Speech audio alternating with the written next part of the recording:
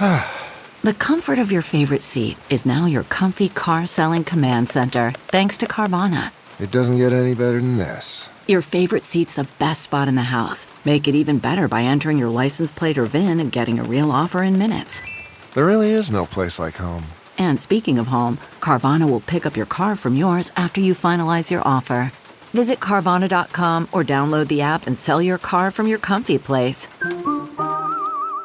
Hello and welcome to the Monitor Brief. It's April 19th. I'm Kristen Tallman. Today's main segment is a conversation with All Monitor's State Department correspondent Elizabeth Hagedorn on the Palestinians' attempt to achieve full UN membership status and the U.S.'s subsequent veto. But first, let's get you caught up on the headlines. The big story hit the wires early Friday when Israel carried out retaliatory strikes against Iran, reportedly targeting locations in the west of the country. Explosions were heard in the city of Isfahan, prompting commercial flights to divert their routes.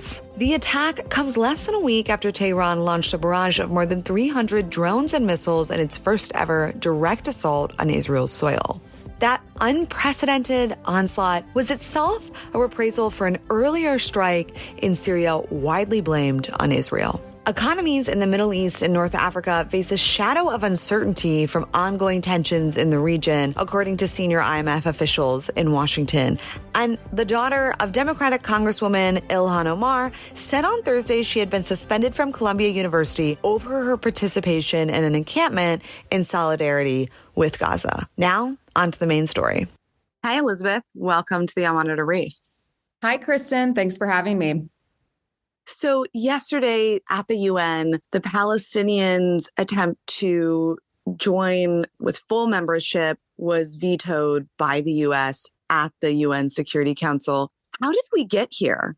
Well, Kristen, as you mentioned, more than 6 months into the Israel-Hamas war, the Palestinians had sought to revive their bid for full membership at the United Nations. They last attempted to do so under very different circumstances in 2011. UN watchers will recall that Palestinian President Abbas came before the UN General Assembly. He held up the Palestinian application letter for membership and made an impassioned plea for statehood. There was a lot of excitement at that time.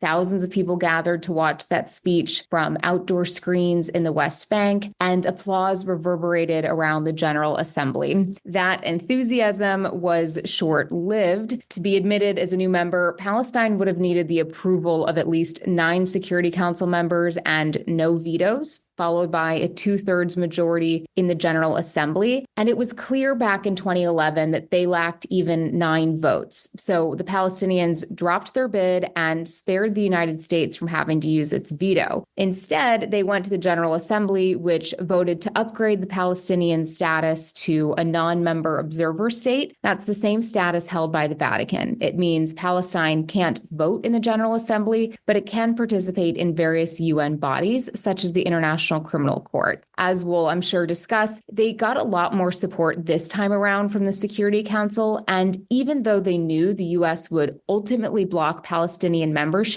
I think the Palestinians felt there was some value symbolically in putting their application to a vote anyway. Yeah, I mean, on Thursday, when I was watching the vote take place, what was really striking is when the UNSC president said, okay, all in favor. And, you just saw all these hands shot up and then abstentions. There was 2. And then for veto, obviously just the US. I mean, it strikes me that it seems like the US looked a little bit isolated, in the UN with the veto. And then, just essentially on the world stage. Are they increasingly isolated on this issue? As you mentioned, of the Security Council's 15 members, 12 voted in favor of the resolution. The United Kingdom and Switzerland abstained, and the U.S. vetoed as expected. The U.S. originally wanted Abbas to shelve the Palestinian bid as he did in 2011. That didn't work, nor did trying to persuade other countries to vote against this. You saw a real show of support on the Security Council, including from U.S. allies France, Japan, and South Korea, which all voted in favor. I do think yesterday's vote, to answer your question, does serve to further isolate the United States over its diplomatic support for Israel. This is the 4th time the U.S. has used its veto to shield Israel at the council since October 7th. And Yeah, we have yet another image for the history books of the U.S. representative being the lone person on the council to raise his hand with a veto. Palestinian President Abbas, in a statement, called the U.S. veto unfair, unethical, and unjustified, whereas Israel's foreign minister praised the Biden administration for blocking what he called a shameful proposal. Okay, what happens next? One of the arguments against granting the Palestinians membership was that it would endanger negotiations on a two-state solution. In explaining the American vote, the U.S. Deputy Ambassador Robert Wood said the veto doesn't reflect U.S. opposition to statehood, but is an acknowledgement that statehood should come from negotiations between the parties. That's been the longstanding U.S. position. But of course, the last attempted peace negotiations were in 2014. The Biden administration wants to reinvigorate that process, but faces long odds. As part of that, it's hammering out a mega deal that would see Saudi Arabia normalize relations with Israel in exchange for Israel supposedly taking irreversible steps towards statehood. Before October 7th, the U.S. was working on a similar agreement, but negotiators face the same hurdle now as they did before October 7th, and that is a right-wing government in Israel whose members are largely opposed to a Palestinian state. Elizabeth, thanks so much for joining Al Monitor Brief. Happy to be here. Thanks, Kristen. That's it for today, April 19th. You can read more details on all these stories and others impacting the region at allmonitor.com.